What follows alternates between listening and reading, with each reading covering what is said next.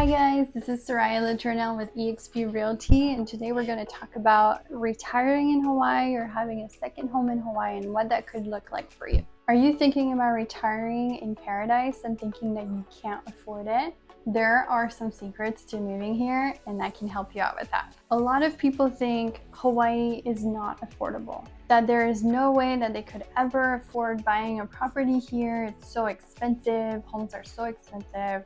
And I totally get it, but there's ways to go and work around that and find some properties that are in your budget. So today we're just going to do a quick introduction to the real estate market in Kailua Kona and what to expect in your budget. My personal experience is that it all depends on your perspective on things. Should you move to Hawaii? We can discuss the details, and this video is really to educate you on what you can afford, what to expect in your budget, but also get an idea of what it's like to live in Hawaii and what you can get when you're moving here. And the purpose of the whole video is that you're empowered and educated and can make the right decision for you and your loved ones.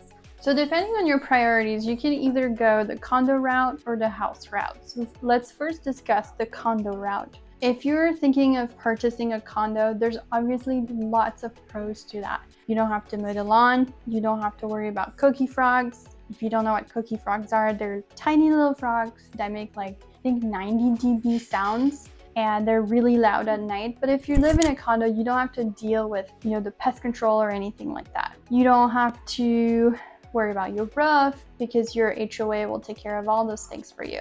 There's also pros that you get common areas, right? So you can get an elevator and an assigned parking spot, a swimming pool, a tennis court. You don't have to purchase, but your HOA will have a lot of common areas that you get to use on a daily basis. And that's very appealing to some. Usually, condos are also in an area that's closer to the center of the town. So you may have farmers markets nearby, a running trail or cycling trail, lots of restaurants, or access to a bay like the Keaho Bay or the Kona Bay or the Kailua Pier, I think is what it's technically called. And you can swim in the ocean every day, or join a canoe club and you can walk to your canoe club. So there's a lot of pros to having a condo in that sense. Now, condos are there's two categories of condos. There's the ones that can do short-term vacation rentals, so like Airbnbs. The short-term for that is STVR. The other type of condos are the ones that cannot do short-term vacation rentals or Airbnbs. The price points are going to be completely different depending on what type of property you're looking at. If you're looking at a condo that can do short-term vacation rental, it's a one-bedroom, you're probably looking around $550,000. If it's a two-bedroom, it'll be around $750,000 to $800,000. Of course, those prices can go up depending on if you get an ocean view or not. If you're looking at properties that don't have the ability to do short-term vacation rental, you can get a one-bedroom for around $350,000 to $400,000. It might be a little bit of a fixer-upper, but some of them are brand new. They look beautiful. They're just a little bit further away from the town. If you're looking at a two-bedroom that is not STVR zoned, you're probably looking around $550,000 all the way to $650,000, depending on how big it is, or if you have a yard or you don't have a yard, those kinds of things. But it's very affordable. You can find tons of properties like that.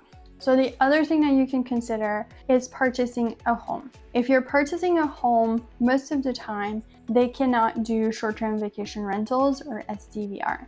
The reason for that is because they're not in the right zoning and the county does not allow for that. A lot of homes have things that are called by locals ohanas. An ohana is basically an ADU or, a downstairs one bedroom or studio with a kitchenette or something like that.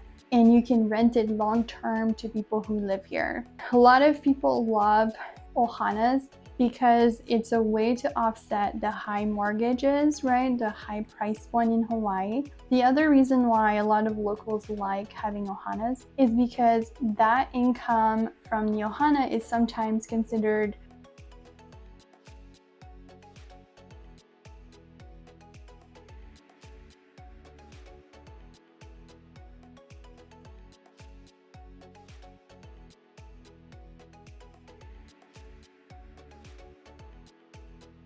One thing to note too when you're looking at a house with an ohana is that the county is currently changing its permitting so that you have to now have a permit for your ohana, and it's not that you cannot get one or you have to be in the right zone. Everybody is able to get one. They just want people to be able to pay their taxes on the income that they're generating on their long-term rental, which was very hard for them to do in the past. So that's why they're switching to the permitting process versus unpermitted, which is how it is right now.